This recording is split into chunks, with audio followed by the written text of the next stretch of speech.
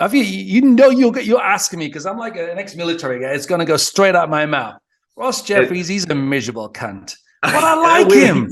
I like him, but I get it. He's been around. A lot of people have stolen his shit and used his shit, not giving him credit.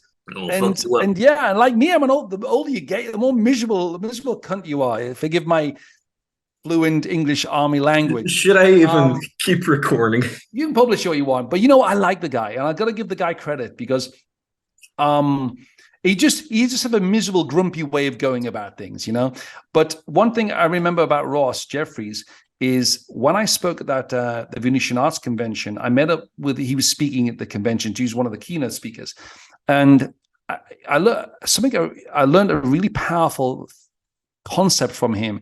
And he was very nice to give credit. He was saying, like, a mystery, use mystery's attraction element.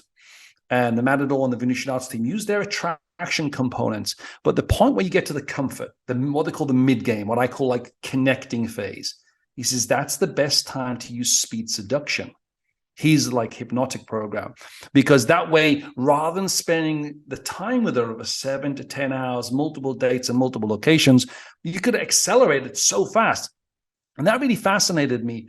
And so I thought, well, I remember when I first got into the game, I remember looking at that material. I thought, wow, that's just so complicated for my little brain.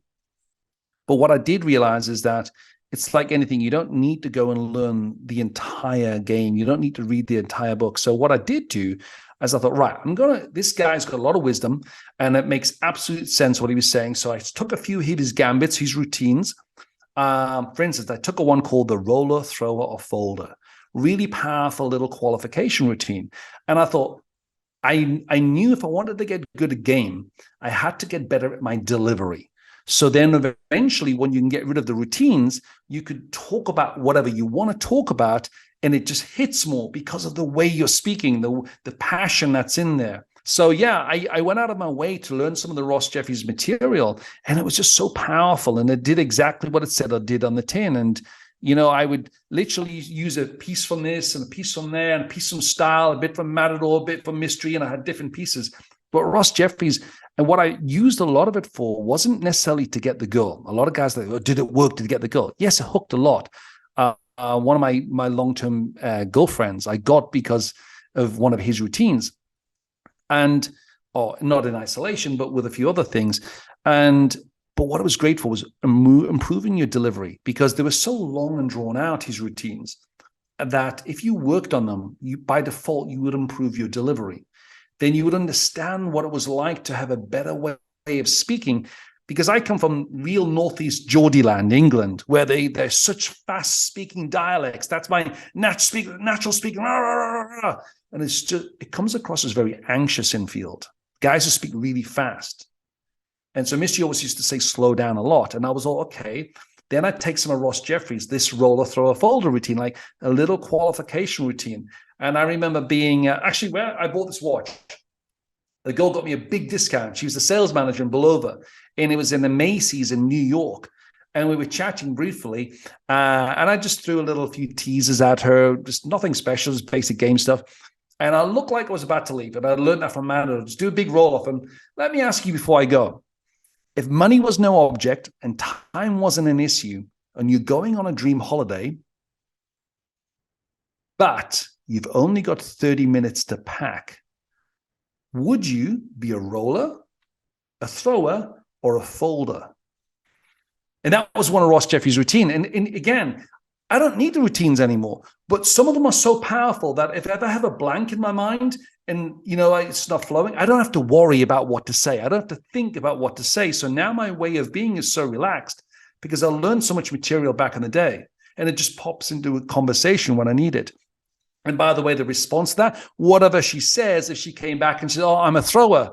Oh, so according to Cosmopolitan, apparently we're not compatible. And you look like you're about to walk away. Oh, it did say we would be in one way. And you have a sneaky little grin on your face. And then she'll smile too. And you go, no, not in that way. Get your mind out the gutter, girl. And boom, you're back in. And it was such a nice, playful routine. I did expand it myself. But yeah, that was a Ross Jeffries routine. And the guy, he's a fucking legend, He's created so much material. And if Rather than guys just running around doing numbers and grabbing low-hanging fruit in fucking third world countries, if they went back to some of these legends like Ross Jeffries and bothered to learn some of the material, rather than getting into street fights, go and learn Brazilian jiu-jitsu, go and learn ninjutsu, their game would just be at another level. But it doesn't come to you overnight, those skills. Learning those type of routines and material, it takes time, but it will grow your delivery. And when you've got that delivery, that empowerment to captivate the attention of a room or people, guys, girls, women, bosses, you'll have skills to the day you die. That's powerful. So yeah, hats off to Ross Jeffries for that. The miserable little shit. I think that's a really great point, though, that isn't really looked at enough, because people are like, what's the line? I said this line. It's like, it's too focused on this one tiny segment instead of this routine. My view has always been that routines are pretty lame because it's like a script. I don't want to be a script kind of person. Yeah. I want to be spontaneous and come up with my own stuff, which I have always tried to do. And I'm sure a lot of people want to do that. But that's the first time I really understood the true benefit, thanks to you. It's the delivery. But here's the thing. What's that Greta thumbnail, I call her? You know, the little, climate activist girl. Okay, she's a powerful little speaker. She's an annoying little shit, but she's a powerful little speaker, right?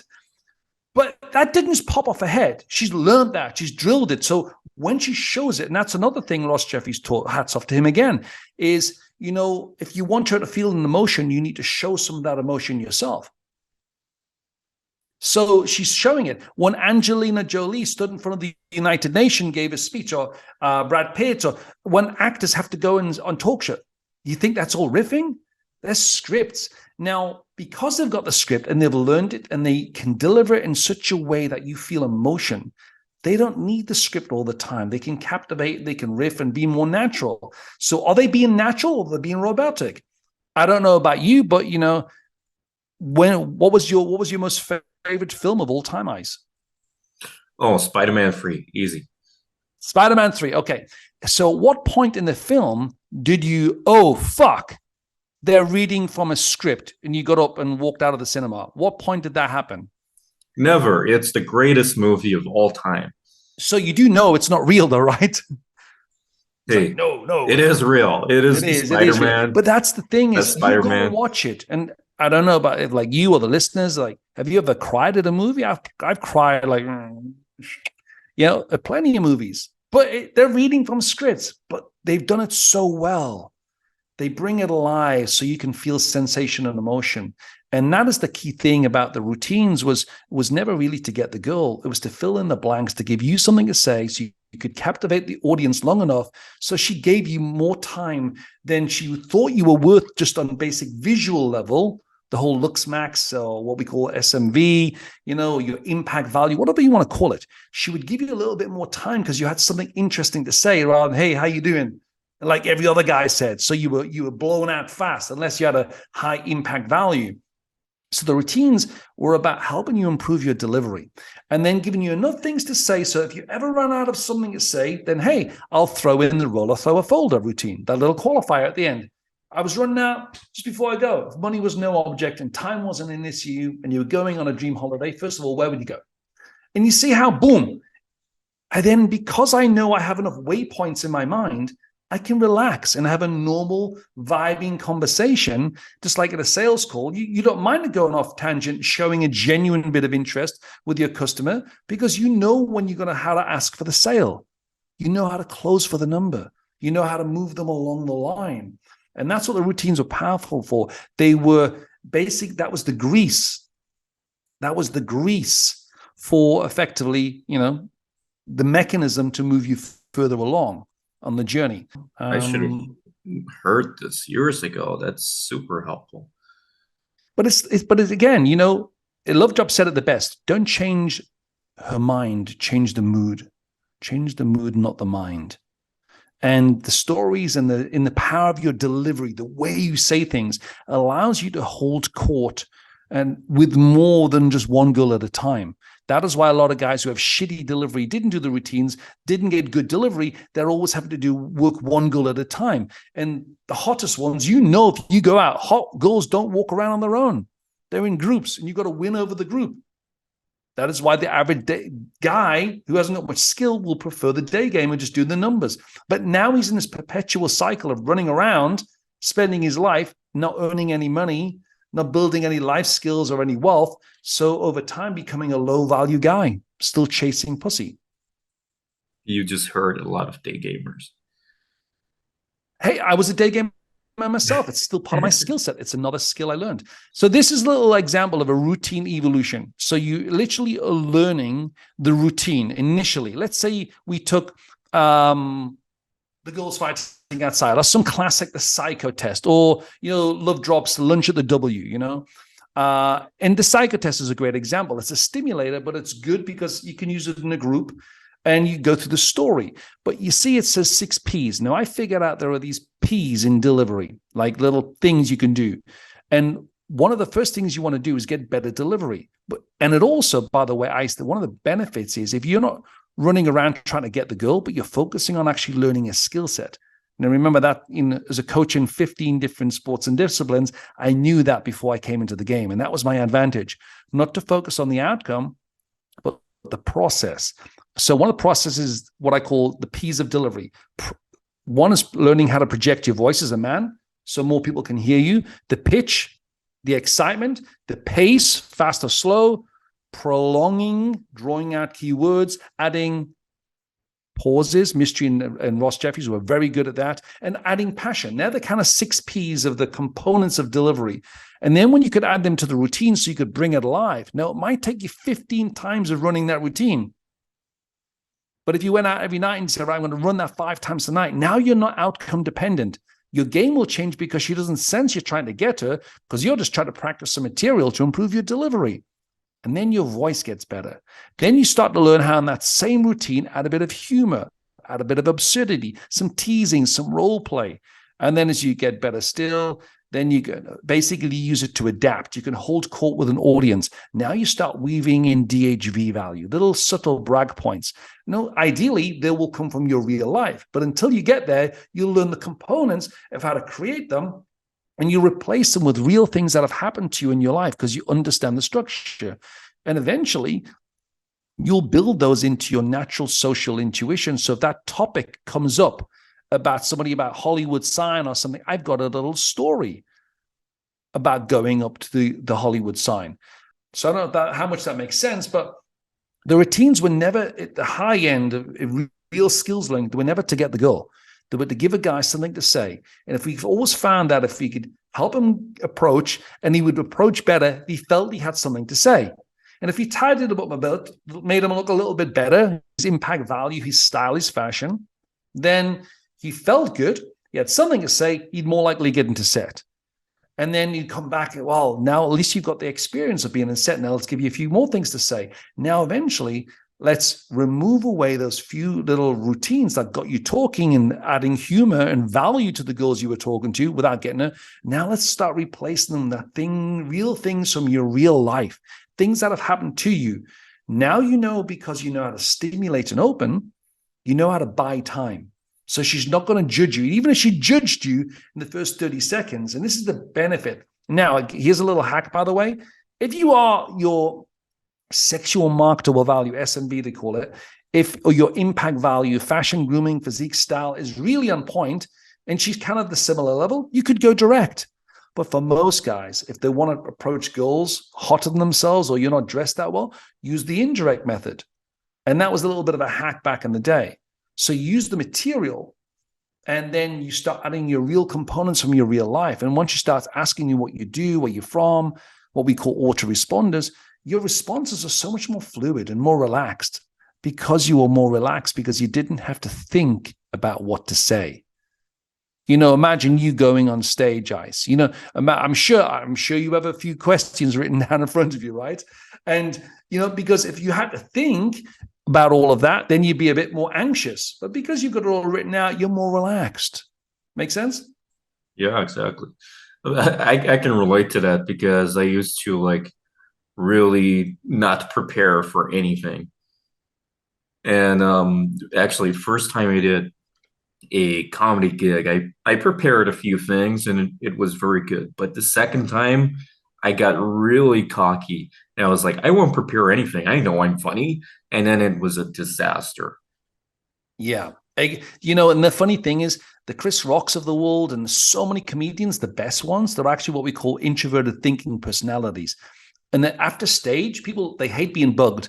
Tell me a joke. And they're not socially intuitive because everything that their timing and their lines are so perfected. And the best comedians in the world are more introverted thinkers, but they've polished those lines so much. But you get them on their own, they're not actually that sociable or that funny. Yeah, because they test them with so many Mm. audiences on their tours before they do their bigger tours. It's like comedian's journey is basically they do a lot of small shows and then they get to do lots of big shows. And they use the small shows to test all the material and Mm. improve, improve, improve. You didn't know this? No, no, no. I don't know anything about I didn't comedy. know this either I just assumed until they sit in their bedroom learning the lines, no, it's fascinating. I didn't know this until maybe 7 years ago. Yeah, 2016 was when I started to kind of dabble in there because I used to live with a guy who did stand-up comedy and he got me into it. So I learned that they do all these small Yeah, shows, that's a level let's of say. balls. It's a level of balls. It's Yeah. crazy. This guy would do shows of like 20 people, blah blah blah, travel all over the country, Manchester, so on, whatever. But this is standard stuff. Edinburgh Fringe Festival, of course. Just like split testing. Exactly. And you get to test it dozens of times, potentially hundreds of times. And see all the But variable of responses and the heckles and how you would deal exactly. with this and how you would deal with that. Yeah. And the best way to do it is to test something over and over and over and over again, and then you can perfect what the joke is, even if you only have the end of what you want the joke to be, and you don't Mm-hmm. have the lead up to it. Yeah. It's a matter of building that over time. So yeah, that's the secret I can definitely see thing. that. And it's like, I think it's like what I always watch when I watch good comedians. I notice the audience love it when they get heckled and they adapt in the moment.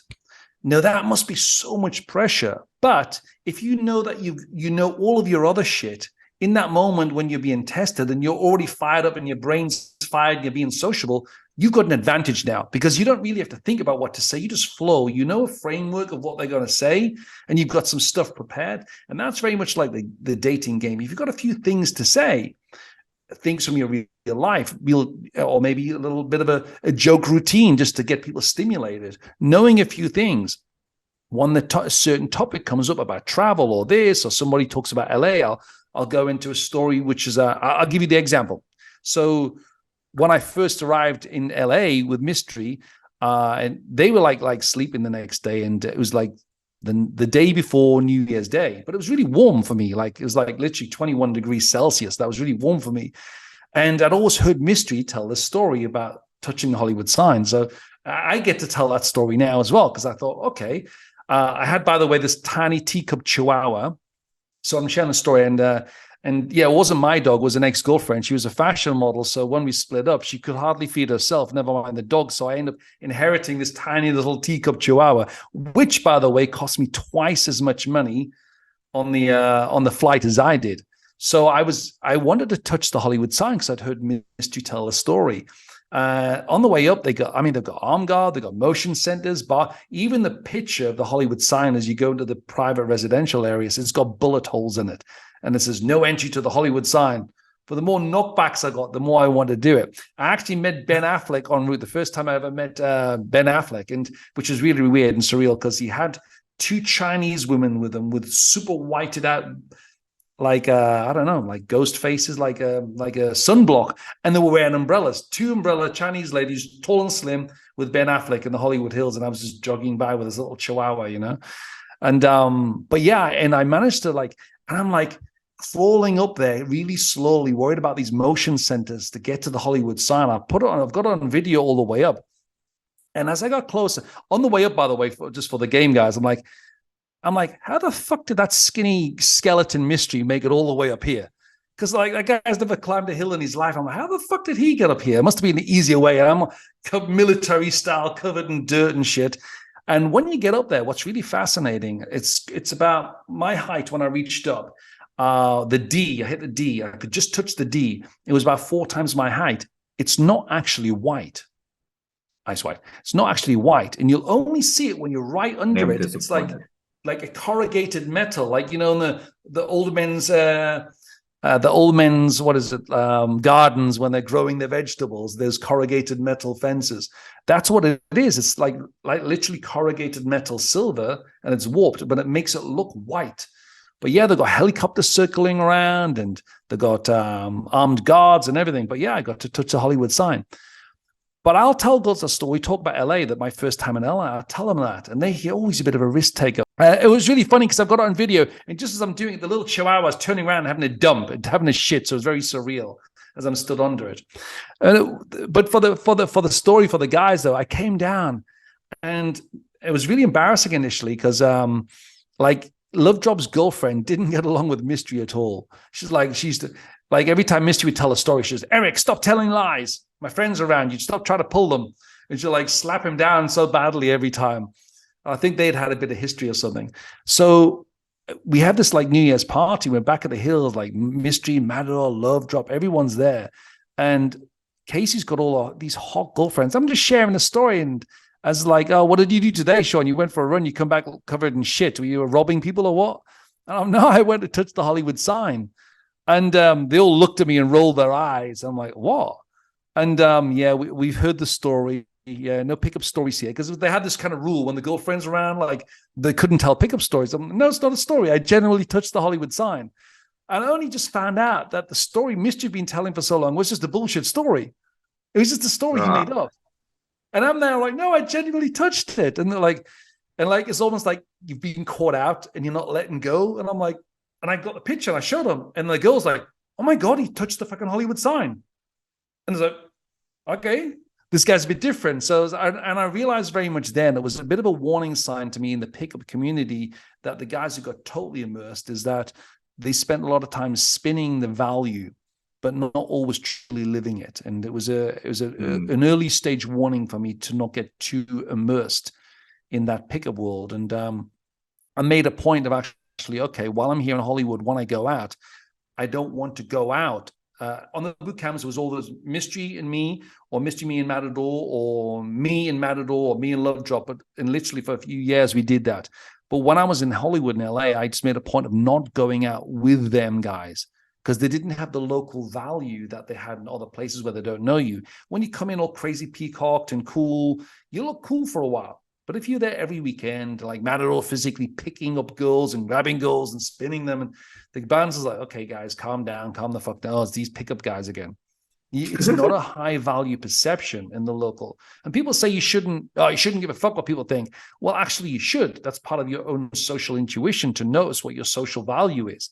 So, and I remember my first day, and I went out to work, and I was sitting in Starbucks writing one of the 3 Facebook openers. I was writing them. And it was a bit of a shock to my system because LA, West Hollywood was full of so many beautiful women.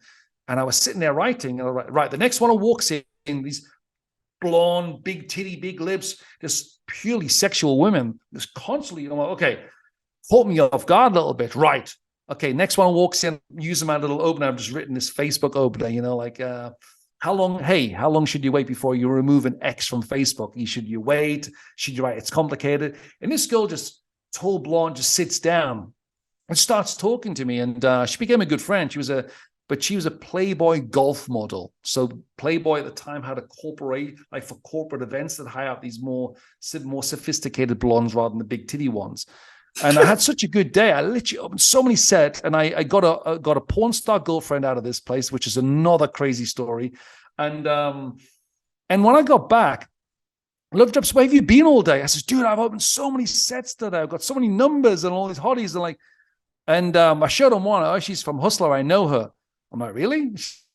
So I pulled this kind of famous porn star, and she literally kind of like owned me, like, you know, took me around and introduced me to everyone. And a bit of a weird experience. She changed her contract with this porn star company to not do, and it cost her $100,000 a year, so she didn't have to do anal. So she'd only do that with me, which is kind of weird. Oh, okay. But yeah. But when I got back to Mystery, I'm like, where you been? I'm like, I was telling them all about this crazy experience. And like, so which Starbucks were you? And I'm like, I don't know, just the Starbucks. He says, no, LA is not like that. Trust me, there was so many beautiful women. He says, look, we live here. They're not that hot everywhere. And it matters like which Starbucks. And I told him the street is, oh, you basically were sat outside of Vivid Porn Studios. So I literally sat there not knowing. I'm like the only guy in, and just all day long, all these girls coming on and off set, and just, and I'm just opening left, right, and center. It was fun times. You picked quite a spot there. Yeah, it's like when I couldn't remember where it was another time. But yeah, I had my fill from one day. And that's the thing is when you've got a bit of game eyes, you can go anywhere. And that's what I love about the game. I'm not a big social circle guy. I'm not trying to build a big social, because I'm not that sociable. But I do want to travel. And if I want to go to Budapest or LA or London or Paris, I want to know I can just go to a coffee shop, sit there, take my laptop, and boom, I'm not going to run after any girls. I'm too fucking old for that creepy shit. But, you know, I can just engage with somebody as they're walking by and strike up a quick conversation. And by the end of the day, I'll have a few numbers and I'll have some date options the same night. I'll be getting laid within 2 days, and I'll have some girlfriends who want to show me around the town, which I think is great. And I think every man should have that skill, no matter where he goes in his life, because, you know, compared to back coming out of the army to 7 years of miserable loneliness, that could have easily become a lot more darker. Yeah, you know, what is the choices? But, you know, you get these skills and they're for life. But if you run around rather than focusing on the skill, just trying to get girls, it's just a numbers game. That's not a skill. Yeah. That's like casting a wide net and hoping you get some fish. And if you just stay fishing with your net all day long, then you might get to snack on some fish, as opposed to knowing what bait to put on your hook. Yeah, knowing where to fish, knowing how to pull it in slowly and release a little bit. They're all skills and they can be learned.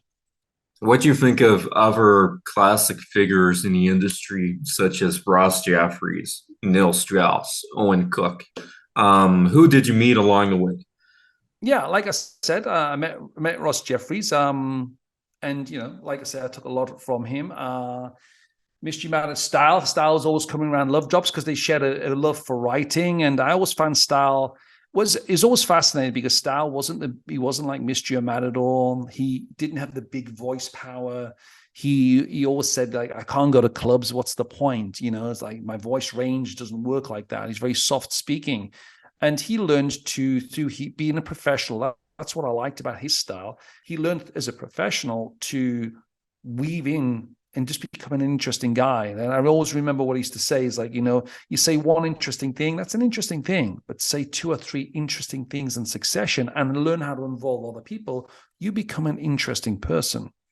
So I learned a lot from Style on that journey. And Owen Cook, I met him on a boot camp by accident. It was a bar club called EPNLP, and I had a boot camp up there. And while I was in set, I think it was the thing at RSD at the time, they used to send people, if they saw other groups of guys, they used to send their students in to go test the stronger looking guy. Now, I'm not like a really aggressive face, but I'm like 6'1" bigger guy. But I'm all peacocky and friendly looking. And I'm with girls, and one after another, these guys keep coming up to me. And like trying to interrupt my set, you know, and I had students as well, and like kind of becoming annoying after a while. I'm like, is there another fucking boot camp going on here or what? And so, the guy's like, oh yeah, some RSD guys have got their students in.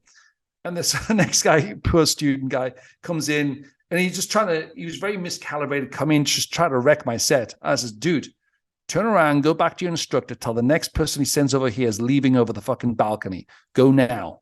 And it was very dumb. You know, like I have a tolerance, and he went away, and then the guy and Owen come over, and we started chatting. We had a bit of banter, and he was really nice. He invited us to go to the Roosevelt for breakfast in the morning, and it was kind of early morning anyway.